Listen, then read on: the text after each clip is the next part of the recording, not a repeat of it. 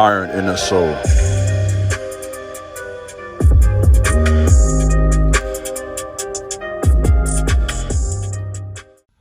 What's up, YouTube? This is Iron the Soul, back today with another video. Please subscribe to my channel, like this video, leave a comment, let me know what you think about my content. Let's talk about some hip-hop news today. A lot going on in the hip-hop world. A lot is going on in the hip-hop world, especially with the death of Takeoff just in Houston yesterday. And Gucci Mane. Gucci Mane has an artist he just signed, I believe was signed to his label for about 1 day or 2 days, I believe it was. Baby Rex. Never heard about him, so looked him up today on the gram. He has about 10,000 followers over on IG. And he was fired. He was fired. I think Gucci Mane made a statement somewhere along the lines of congratulations to this artist being signed and dropped in 1 day. And I think it's based off of comments he made concerning the death of Takeoff. You know what I mean? And, you know, basically tweeting something along the lines of, you know, don't book me in Houston because I ain't coming. And I'm guessing that Gucci Mane took offense to that, you know? And I got my thoughts on that. I'll say this. I've been reading a lot of comments. Of course, I did a video just yesterday. Check the video out. Just on my thoughts and take on Takeoff's death. And, you know, what I've been saying for a couple of years now, you know, this is nothing new with me. You guys who've been following me, I've been talking about this for 2-3 years now, man. There is definitely a shift in the hip-hop world. And, you know, these artists are feeling that pressure. You know, they feel that X on their back getting bigger, their bullseye. You know, to look at the death of so many artists. I'm not going to name their names again. I named it just yesterday. I won't go through that again. You can look it up yourself. But as you think about all these men losing their lives behind a mic, rapping, you know, in a rap game. You know, if you are a rapper and you're known on that level, you feel that pressure, right? You feel that deaf spirit that seems to be following these men. And, you know, well, there are two extremes here. It's a couple things because it's so complicated. You know, you talk about rap, you know, you're talking about something that has the potential to be very powerful and to really be a very practical way to serve as a prophet, right? Kendrick Lamar said that. He said that in one of his songs, I'm a prophet.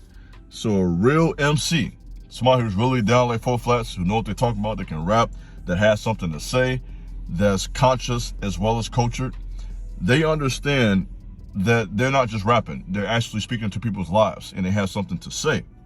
And there are those who don't understand that. I would say the powers that be, they understand the power that these rappers have. These are men who are being followed, who are being watched by everybody, by the FBI, by women, by other men in their neighborhoods. You got these white women who want them, you got these black women who want them, you got these guys who want to get close to them to get an opportunity. So they just, you know, they're walking around basically, to many people, as just a stank. For those who don't know what stank is, some street terminology is basically someone you rob, someone you take something from. And with the desperation that so many black people are under right now, you know what I mean? So many people are losing their homes, apartments, cars, don't have any money. A lot of us are out here, man, in desperation mode. And so when they see someone who they see as a rapper, there could be an immediate jealousy. There could be immediate hatred for them based on the level of success they've attained in their world. What I am suspicious of, I can't quite wrap my mind around this right now. I'm trying to figure this out.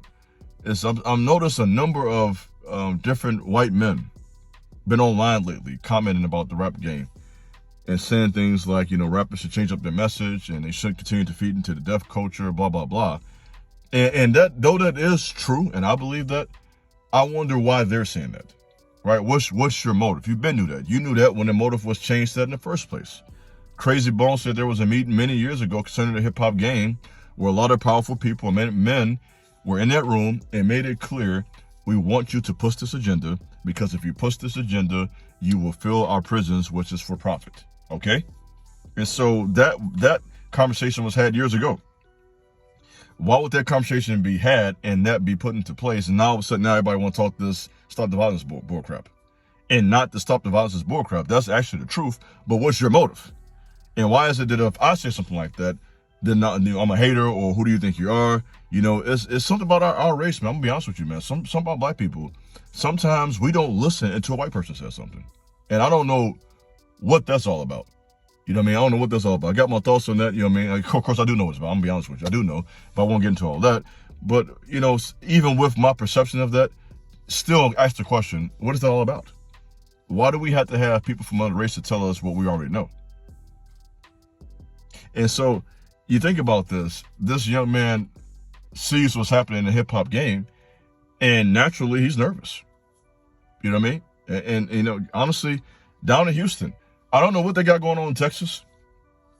I saw a post online maybe a year ago from a lady who I was following and saying how this is going to become this great Christian place and you all should move down here. And you know, I'm normally suspicious when Christians start talking about stuff like this, because I understand that every Christian ain't necessarily a Christ follower. Some of these people are just under my control. They're following religious demons, and they have a form of godliness, but deny the power thereof. So they have a form of godliness, but they really deny the power of God. And so I take with a grain of salt what they have to say, because a lot of these churches, so-called Christian places, have become nothing more than synagogues for Satan. Synagogues for Satan and demons, where they have this religious spirit, this what I call this kill black man spirit, because for you to be a place of God and to be founded upon the Hebrew scriptures, which was really a man-dominated society, to now transition to the black churches, primarily women, then there's obviously something wrong with that.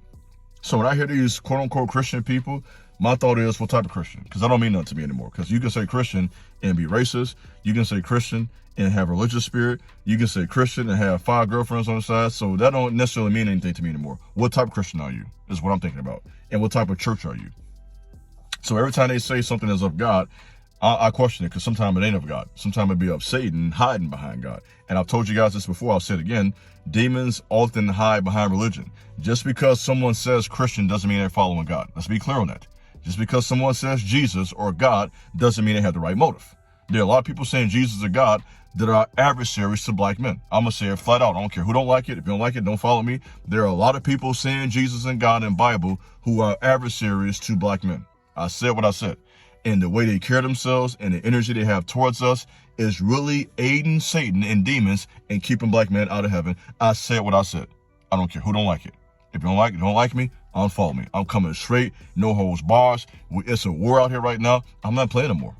Okay? A lot of you Christian people, you in a way. And I'm not saying I have a problem with Christianity. I have a problem with this fake Christianity we see in America. Let's be clear on it, because some of you guys are misunderstanding me because you want to misunderstand me. Talking about some contradiction. Ain't no contradiction. How is it a contradiction? Because I'm calling you out. Every time you believers get caught out for something, it's a contradiction. Ain't no contradiction. I believe in the Bible. I am a Christian, but not like you.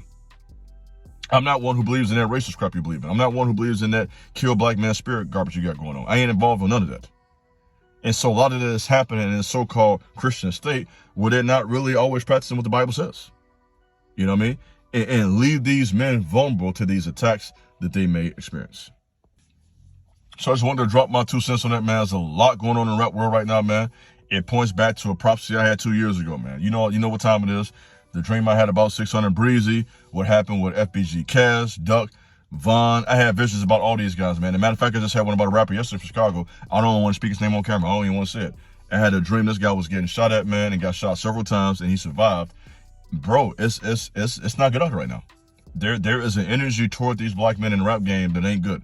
And you know, people talk about they bring it on themselves based on the message they present, you know, and that is true to a degree, but I will say it's a lot deeper than that. This is not about just the rappers, it's about the black community, and it's about the systems that are in power that keep the communities the way they are. It ain't about just rappers. Rappers are not the only problem in the ghetto. If you think that, you have a very narrow perspective about the black community. So if you want to if someone say like this, if you want to call rappers out and hold rappers accountable, fine. Hold rappers accountable, but also hold everyone else accountable as well. There are thousands of factors to create the ghetto. Rappers are just one, okay? So if we're going to hold them accountable, let's hold the entire community accountable for what's happening. And I think with that accountability, we can have more change. So that's just my 2 cents on this topic, man. This is your brother Honest Soul. Peace.